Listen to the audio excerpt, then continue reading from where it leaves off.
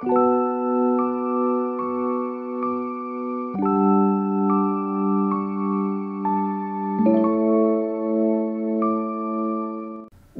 et bienvenue, je vous propose aujourd'hui de peindre le désert, de quoi illuminer notre journée, nous réchauffer un peu parce que vu la météo froide, pluvieuse ou neigeuse selon où on est Kona, je pense que c'est bien d'avoir des couleurs aussi chaudes sous le pinceau. Le cours complet est disponible sur Patreon, vous avez le lien en dessous. Alors au niveau du matériel, c'est un petit format, c'est de l'A4 100% coton divisé par 2, donc c'est en format A5. Et dans les couleurs, vous pouvez en faire que 3. Vous pouvez utiliser que 3 couleurs, c'est 3 à 4 couleurs. Moi j'ai jaune Windsor, voilà, enfin, un jaune transparent, la terre de sienne naturelle, la terre de sienne brûlée et du bleu d'outre-mer. Et au niveau des pinceaux, il en faut un moyen puisque c'est un petit format et un plus fin si vous voulez faire les arbres. Enfin, un arbre. Donc on part avec son A5 dans le sens paysage et il faut déterminer où on veut la ligne d'horizon. Donc moi je l'ai mis à 1/3 du bas à peu près. Alors évidemment pas tracé à la règle pour pas que ça soit trop artificiel. Et à partir du moment où on a ça, on prend son jaune et on va, alors j'ai commencé par la terre de sienne naturelle, mais vous voyez que dans le ciel ça fait un peu, voilà, c'est pas terrible.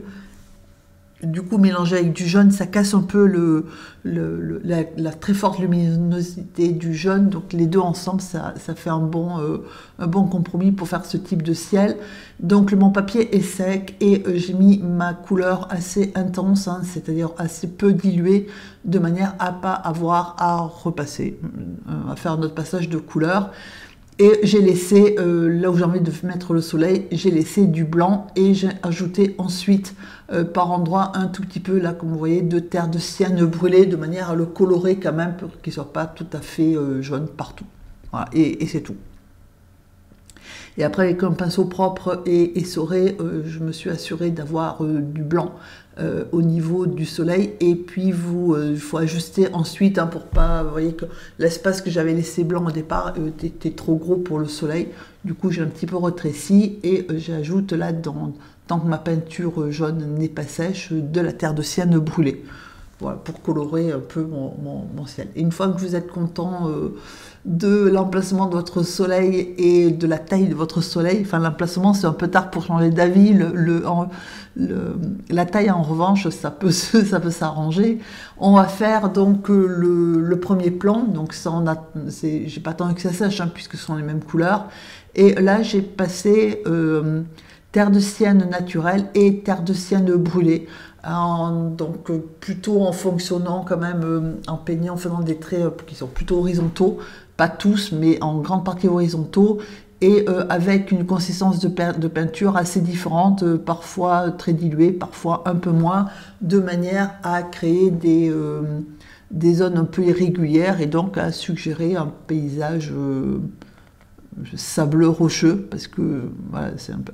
Et ensuite on laisse bien sécher. Naturellement, en faisant attention que le soleil, là, voilà, il reste blanc, parce que si vous avez, comme on a passé un pinceau humide tout à l'heure, on a le jaune qui peut avancer, donc il faut faire attention, sinon il faut tapoter avec un chiffon.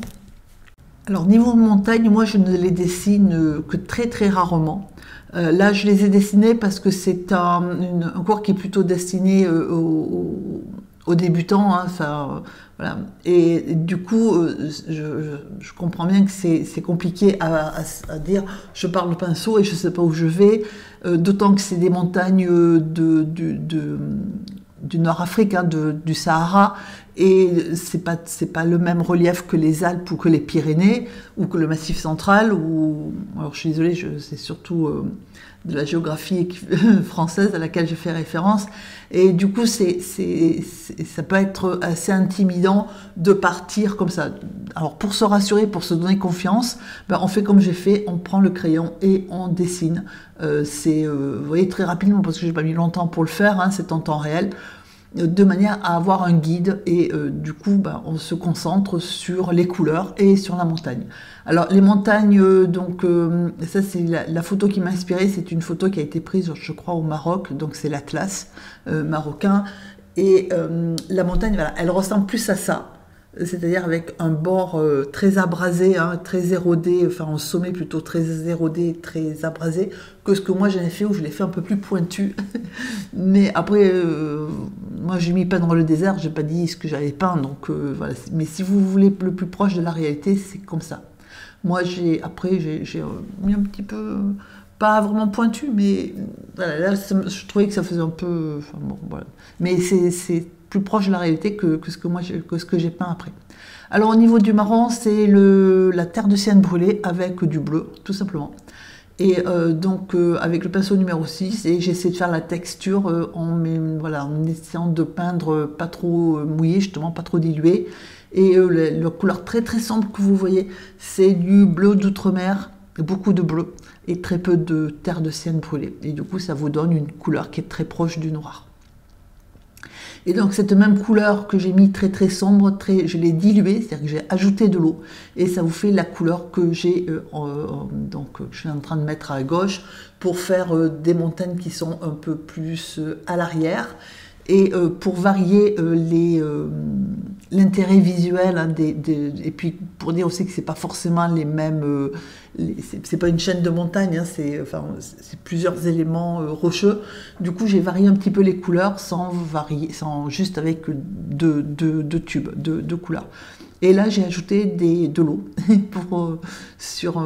Alors, de l'eau, j'ai ajouté en projection. Et puis là, on voit bien que j'ajoute de l'eau sur mon pinceau.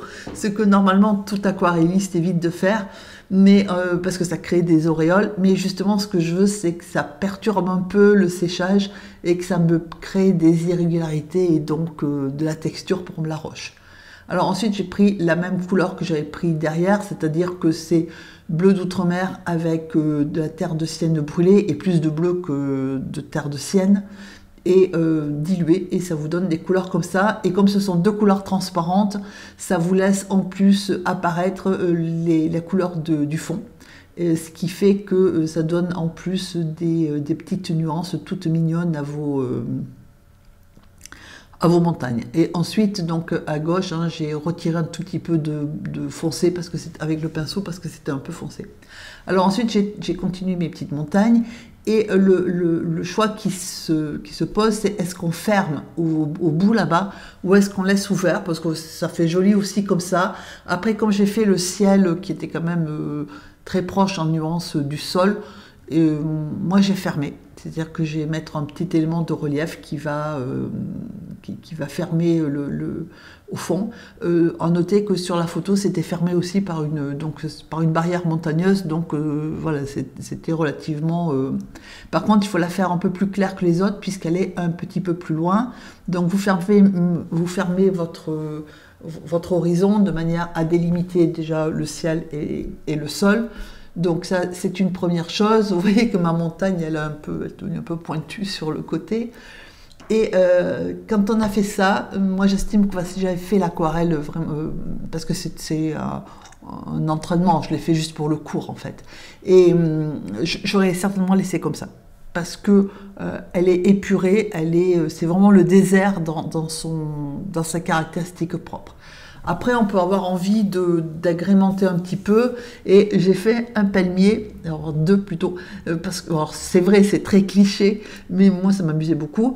Et donc avec le marron, terre de sienne brûlée et bleu, hein, j'ai monté mes petits troncs, mais très très simplement, de palmier. Et ensuite avec le jaune et terre de sienne naturelle et bleu, ben, j'ai suggéré des feuilles qui ressemblent vaguement à un palmier. Par contre, donc vous avez vu sur le visuel de départ qu'il y a deux arbres. Les deux arbres, comme c'est un exercice, je l'ai fait parce que pour donner le choix, si vous voulez agrémenter avec un arbre, on peut faire, c'est un désert de type saharien, C'est-à-dire qu'en matière d'arbres, mis à part ça et puis des acacias, il n'y a pas beaucoup d'autres arbres à côté. Donc moi j'ai choisi de faire un arbre mort parce que, encore une fois, c'est assez cliché, mais voilà, j'aimais bien. Et du coup, je l'ai fait à gauche parce que si je devais faire un arbre, je n'en aurais fait qu'un. C'est pour ça que pour le matériel, j'ai parlé d'un seul arbre et pas de deux. Un seul, parce que deux, à mon avis, ça fait trop.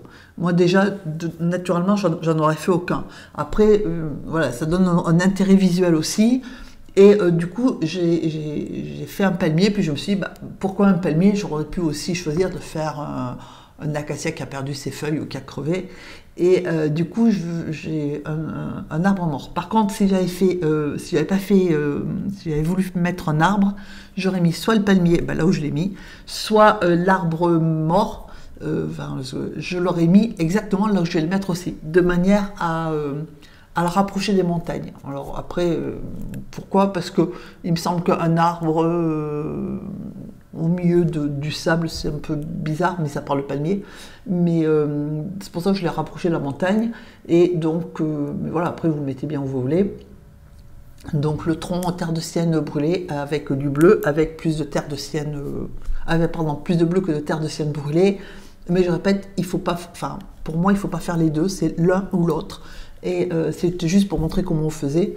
Et vous choisissez celui qui vous plaît et l'endroit où il vous plaît. Et ensuite, il faut, si vous faites un arbre, il faut faire l'ombre. Donc l'ombre, moi je l'ai fait partir, vous verrez à la fin, je l'ai fait partir vers la gauche, légèrement incliné, alors que le soleil est en face de nous. C'est une licence artistique. Voilà, j'espère que ça vous a plu, que ça va vous inspirer. Je vous souhaite un excellent week-end et n'hésitez pas à poser des questions ou à demander des précisions. Je vous répondrai avec grand plaisir. À très bientôt.